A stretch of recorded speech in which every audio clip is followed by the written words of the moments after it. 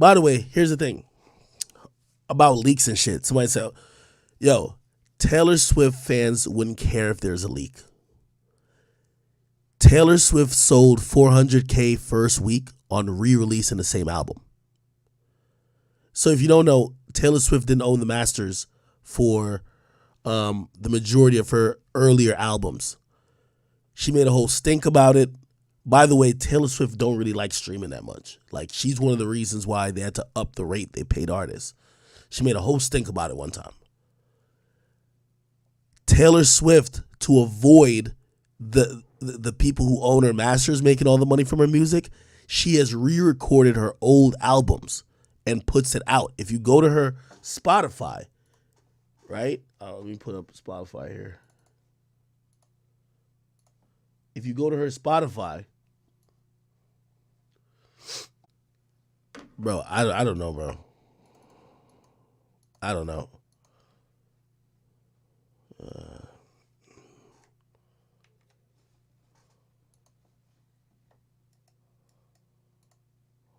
Let me Spotify again.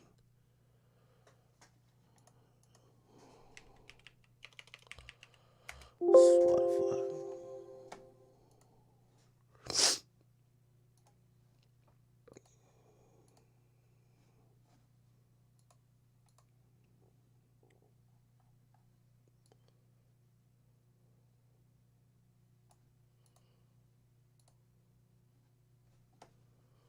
Let's see. My bad. Chat, I fucking hate it.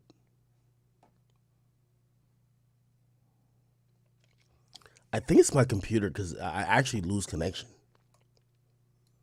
Okay. Anyway, if you go to, let's just go to search Taylor Swift. Like, she has a very unique fan base, right? So if you go to her albums, which, by the way, she's really smart for this. So there's a 3 a.m. edition. Like, what the Like, she dropped an album. She has a 3 a.m. edition, which has 20 songs. And then the regular edition with 13 songs. I don't know why she dropped. It's weird. Anyway, if you go to her discography, go to her albums, right? This album here, Red, you'll see Taylor version. The reason why it's called Taylor version is because she dropped another project called Red that she doesn't own. So she re-recorded her old album and dropped it like it was new. Like, the same words, she ain't changed a mother thing. She may have gave a bonus song or something like that. Let's look. She may have gave like a bonus. Look, every song that says Taylor version. Every song, Taylor version, Taylor version, Taylor version, Taylor version. That's all she did. She just re-recorded her album over again. Okay? We're going to stay on albums. Fearless, Taylor version. This is a whole album, Taylor version. Let's go to See All. It's Midnight's, Red, Taylor version, Fearless, Taylor version, Evermore, Deluxe. No, that's just Evermore shit. All right. Now, look at this. Let me go back to my browser. We'll get back to this Jake Paul shit, right? Look. Taylor Swift. We'll go to her Wikipedia. We can find some shit there real quick. Taylor Swift. Okay?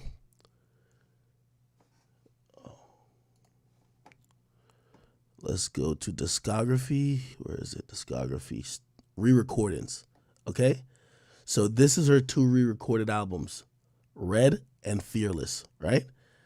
When you click on Red, she re-released it. So the original one that came out, the original Red came out in 2012. So there is a law that says after, I think, 7 years, the copyrights of the song. So here's the thing. The copyrights of the song, I forgot exactly how it is, but it's kind of like a finesse where you could do either a cover or if you're the artist yourself, you could re-register the copyrights to a new version of that song if you sing it. So now you could own the masters of the new version, but you have to re-record it completely. So she dropped the same album 9 years later, right? So the original was here. She dropped the same album 9 years later. And look, this is what I'm saying. This could never happen in like rap. Look, commercial, critical reception, commercial performance, right? Does it show anything first week? What did it first week? Look, Fearless Taylor version garnered the biggest opening day on Spotify, tally more than 50 whatever release. Hold on, let me see. I'm trying to. Oh, that's Fearless. We were trying to see Red. Let's go to commercial. Commercial. Where's the fuck? Okay, release. Let me just type in first week. Look. Upon release of Red, Taylor version, it broke several streaming records. Keep in mind, she just released a 9-year-old album.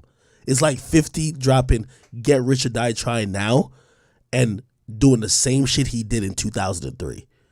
Look, the re-released or re-recorded version of her old album became the most streamed album in a day in female history on Spotify, with over 90 million people, 90 million global opening day streams. She's the first woman to amass over 100 million streams in a day. The album moved 1.2 million copies globally in the first week. So that's not U.S. sales, it's globally. So it probably did maybe 400 or 600K. Yeah.